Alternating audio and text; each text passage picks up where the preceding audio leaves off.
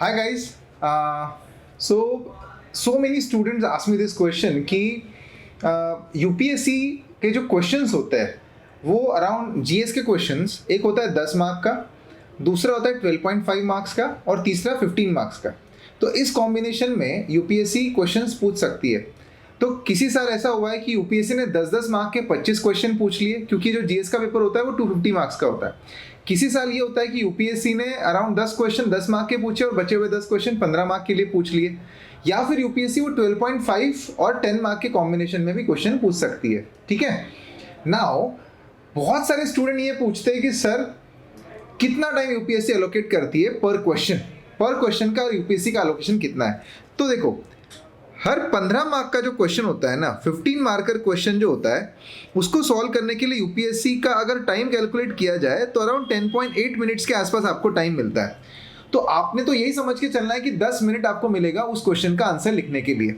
While अगर ये 12.5 marks का अगर क्वेश्चन है तो वो लिखने के लिए आपको मिलेगा 9 मिनट का टाइम मिलता है।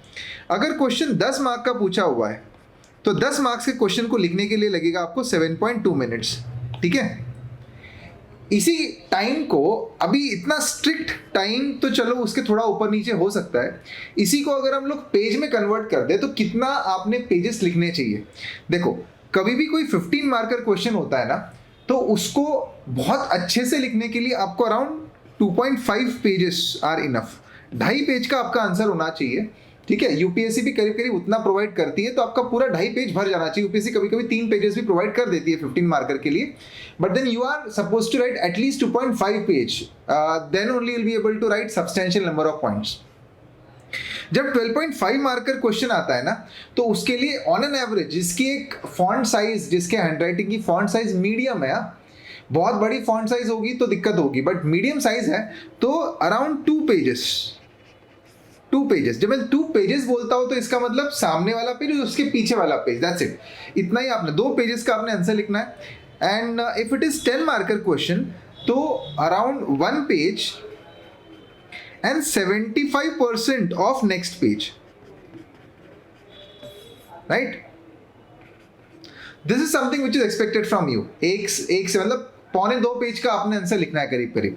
सो अगर मिनट्स में अगर आपको कन्वर्ट करना है तो these are the minutes 10.8, 9 and 7.2 for 15, 12.5 and 10 marker questions respectively. और अगर इनको पेजेस में आपको कन्वर्ट करना है तो 2.5 page, 2 page and 1 page respectively.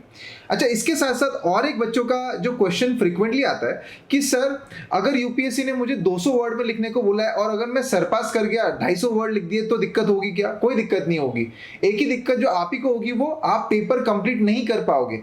इसीलिए अगर 200 का 210 वर्ड हो रहा है तो चलेगा, अगर 200 से 190 वर्ड भी हो रहा है स्टिल इट्स परफेक्टली फाइन, कोई दिक्कत नहीं है। It's just that you need to cover as many points as possible.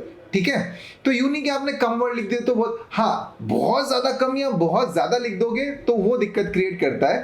That is the only problem. So इतना स्ट्रिक्ट लेके मत चलो। यूपीएससी कभी भी कोई वर्ड लिमिट देती है तो वो टेंटेटिव देती है, ये समझ के देती है कि बच्चों का इससे आसपास कहीं तो खत्म होगा। ठीक है, so this is how you need to attempt your answers. Thank you guys.